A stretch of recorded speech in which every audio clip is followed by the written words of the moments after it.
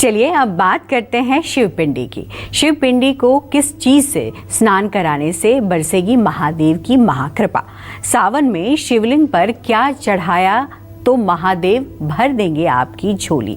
साथ ही ऐसी कौन सी चीजें हैं जिन्हें शिवलिंग पर चढ़ाने से हमें बचना चाहिए? आइए जान लेते हैं पंडित जी से। पंडित जी, छोटी छोटी बातें बट महत्वपूर्ण बातें हैं। आशुतोष तुम ओढ़र दानी, आरत हरहु दीन जन जानी। भगवान भोलेनाथ भावना से हर चीज पर प्रसन्न हो जाते हैं जी। ये तो अपना अहित करने वाले को भी वरदान दे देते हैं। समझी? बिल्कुल। तो शंकर जी की जो शिवलिंग है उसको ठंडा जल, दूध, गन्ने का रस, शहद, घी, दही से अभिषेक कराएं। 14वीं शताब्दी से पूर्व शिव जी की पिंडी को सिर्फ जल से स्नान करवाया जाता था, दूध और पंचामृत से नहीं। दूध और घी स्थिति के प्रतीक हैं, इसलिए लय यानी संहार के देवता शंकर जी की पूजा में इनका उपयोग नहीं किया जाता था। कई लोग पूछते हैं कि शिवलिंग पर हल्दी और कुमकुम क्यों नहीं चढ़ाना चाहिए? तो शिवलिंग पर हल्दी और कुमकुम कभी भी ना चढ़ाएं। हल्दी मिट्टी में उपजती है और उर्वर धरती की प्रतीक है।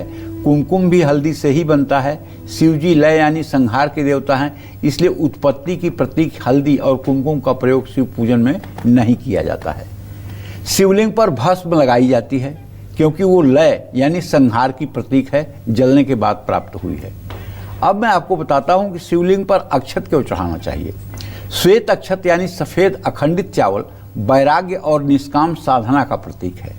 श्वेत अक्षत की ओर निर्गुण से संबंधित मूल उच्च देवताओं की तरंगें आकर्षित होती हैं। शंकर एक उच्च देवता हैं और वो निर्गुण से संबंधित हैं, इसलिए श्वेत अक्षत पिंडी के पूजन में इस्तेमाल होने से शिव तत्व का ज़्यादा से ज़्यादा लाभ भक्तों को मिलता है। ऐसी हमारे शास्त्रों की मान्यता है। जय मां विंध्यवासिनी। ताकि हम आपको लगातार बता रहे हैं कि सावन का पावन महीना शुरू हो चुका है, तो ऐसे में हर कोई शिव भक्त शिव आराधना में डूबकर पुण्य प्राप्त करना चाहेगा। ऐसे में चर्चा को आगे बढ़ाते हुए बात करते हैं शिवलिंग पर चढ़ाए हुए प्रसाद की। शिवलिंग पर चढ़ा हुआ प्रसाद हमें खाना चाहिए या नहीं? आइए जान लेते हैं पंडित जी से। पंडित जी बताइए हमारे दर्शकों को। देखिए, एक कथा के अनुसार शिव जी के मुख से चंडेश्वर नाम का गण प्रकट हुआ। चंडेश्वर भूत प्रेतों के प्रधान हैं।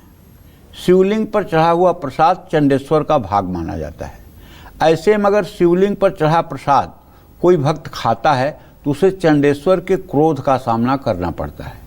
शिव पुराण विद्येश्वर संहिता के 22वें अध्याय में कहा गया है कि आप शिवलिंग का प्रसाद ग्रहण करें या नहीं, ये इस बात पर निर्भर करता है कि शिवलिंग किस धातु या पदार्थ से बना हुआ है।